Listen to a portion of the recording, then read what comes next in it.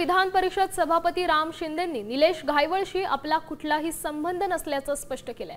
याच सोबत त्यांनी रोहित पवार यांच्यावर थेट निशाणा साधलाय। घायवळला तत्कालीन गृहमंत्री अनिल देशमुखांच्या माध्यमातून रोहित पवारांनीच पासपोर्ट मिळवून दिला होता असा खळबळजनक दावा राम शिंदेंनी केलाय।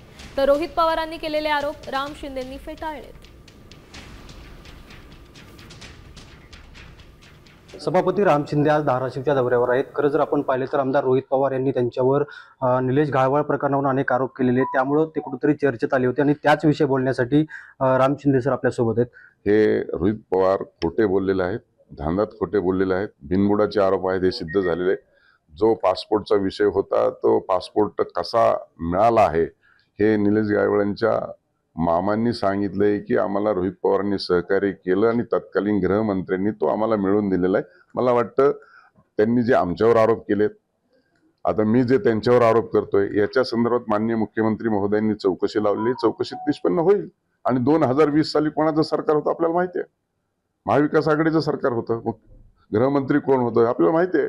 त्याच्यामुळे त्याची चौकशी होईल, चौकशीतून निष्पन्न होईल।